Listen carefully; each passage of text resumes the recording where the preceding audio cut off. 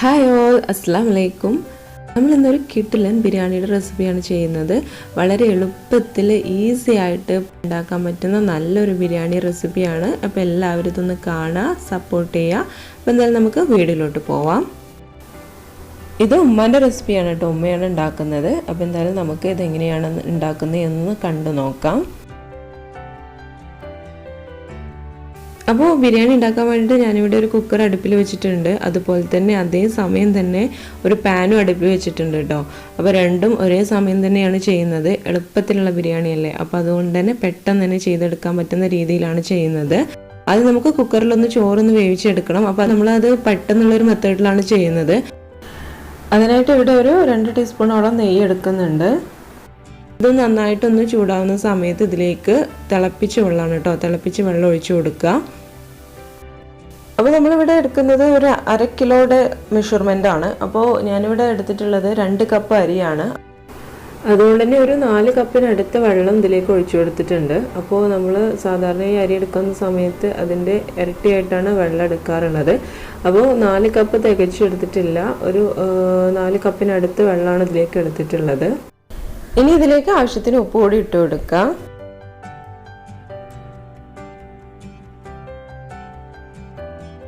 ഇനി ഇതേ സമയത്ത് തന്നെ പാനിലോട്ടൊന്ന് ഓയിൽ ഒഴിച്ചു കൊടുക്കുന്നുണ്ട്. അപ്പോൾ ഓയിലും നെയ്യും വെച്ചിട്ടാണ് നമ്മൾ ഈ ഒരു ബിരിയാണി ഉണ്ടാക്കുന്നത്. അപ്പോൾ ഓയിലും ഒഴിച്ചു കൊടുത്തിട്ടുണ്ട്. 1 ടീസ്പൂണോളം ഓയിലും 2 ടേബിൾ സ്പൂണോളം നെയ്യ് ഒഴിച്ചു കൊടുക്കുന്നുണ്ട് കേട്ടോ.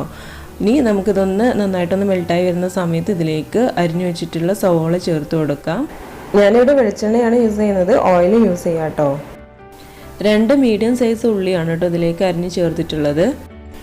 ഇനി ഇത് നന്നായിട്ടൊന്ന് വഴറ്റിയെടുക്കാം. ഇപ്പോൾ നമ്മുടെ വെള്ളം നന്നായിട്ട് തിളച്ചിട്ടുണ്ട്. അപ്പോൾ അതിലോട്ട് നമുക്ക് അരി ഇട്ട് കൊടുക്കാം.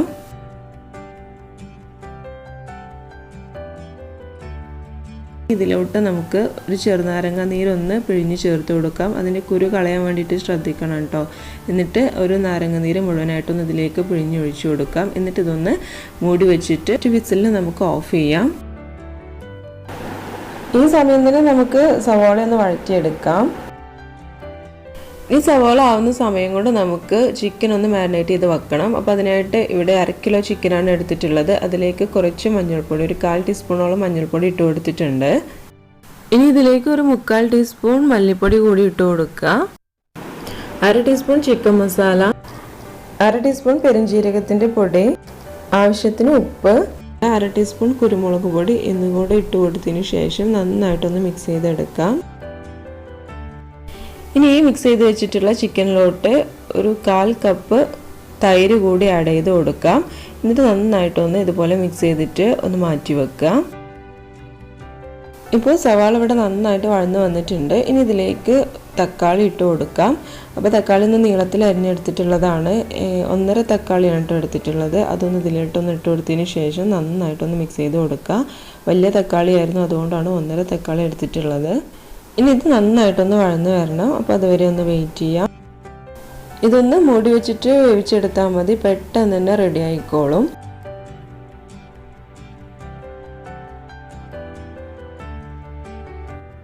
ഇപ്പോൾ തക്കാളി നന്നായിട്ട് വഴന്ന് വന്നിട്ടുണ്ട്. ഇനി ഇതിലേക്ക് നമുക്ക് ഇഞ്ചി വെളുത്തുള്ളി പേസ്റ്റ് ഒന്ന് ചേർത്ത് കൊടുക്കണം.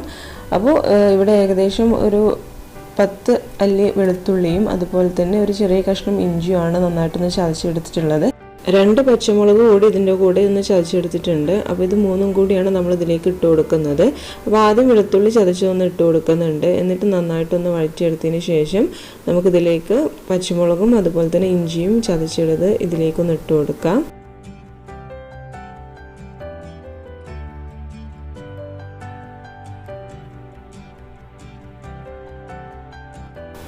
ഇനി ഇതിലേക്ക് കുറച്ച് കറിവേപ്പില കൂടി ഇട്ട് കൊടുക്കാം. എന്നിട്ട് ഒന്നുകൂടി ഒന്ന് മിക്സ് ചെയ്ത് കൊടുക്കുക. ഇനി ഇതിലേക്ക് ഇട്ട് കൊടുക്കാനുള്ളത് മല്ലിയിലയാണ്. ഇത് വീട്ടിലുണ്ടാവുന്ന മല്ലിയിലയാണ്. ഇതൊന്ന് ചെറുതായിട്ടൊന്ന് കട്ട് ചെയ്തതിന് ശേഷം ഇതിലേക്കൊന്ന് ഇട്ട് കൊടുക്കുന്നുണ്ട്.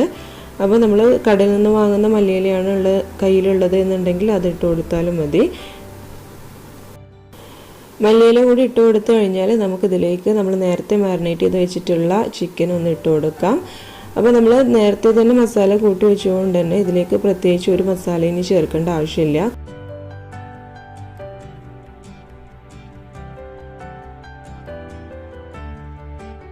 ഇനി ഇതിലേക്ക് ഒരു 1/2 ടീസ്പൂണോളം ഗരം മസാല കൂടി ഒന്ന് ആഡ് ചെയ്ത് കൊടുക്കാം.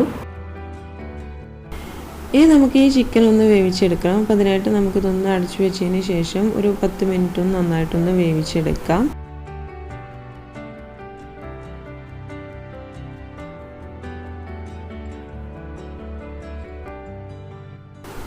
ഈ ഒരു സമയം കൊണ്ട് തന്നെ നമ്മുടെ ചോറ് ഇവിടെ റെഡി ആയിട്ടുണ്ട്. ഒരു വിസിൽ അടിച്ചാൽ മതി, ഒരൊറ്റ വിസിൽ മതി. അത് കഴിഞ്ഞാൽ നമുക്ക് ഫ്ലെയിം ഓഫ് ചെയ്യാം. അപ്പോൾ നമ്മുടെ റൈസ് ഇവിടെ നന്നായിട്ട് തന്നെ വെന്ത് വന്നിട്ടുണ്ട്. നല്ല കറക്റ്റ് വേവാണ്. അപ്പോൾ നമുക്കിനി ഇത് നന്നായിട്ടൊന്ന് മിക്സ് ചെയ്ത് കൊടുക്കാം. അതിനുശേഷം നമുക്ക് ഇത് ചിക്കനിലോട്ട് ഇട്ടിട്ടൊന്ന് ദം ചെയ്തെടുക്കണം. ഇതാ നമ്മുടെ ചിക്കൻ ഇവിടെ റെഡി ആയിട്ടുണ്ട്. ചിക്കന് മുകളിലായിട്ട് നമ്മൾ റൈസ് ഇട്ട് കൊടുക്കുന്നത്. അപ്പോൾ നമ്മളൊരു 2 ലെയറായിട്ടാണ് റൈസ് ചെയ്ത് എടുക്കുന്നത്. ഇനി നമുക്ക് ബിരിയാണി ഒന്ന് ദം ചെയ്തെടുക്കാം. അപ്പോൾ അതിനായിട്ട് നമ്മുടെ ചിക്കനൊക്കെ ഇവിടെ റെഡി ആയിട്ടുണ്ട്. അപ്പോൾ നമ്മൾ ആദ്യം ചിക്കൻ്റെ മുകളിലായിട്ട് കുറച്ച് റൈസ് ഇട്ട് കൊടുക്കുക. എന്നിട്ട് നന്നായിട്ടൊന്ന് എല്ലായിടത്തേക്കൊന്ന് സ്പ്രെഡ് ചെയ്ത് കൊടുക്കുക ഇതുപോലെ.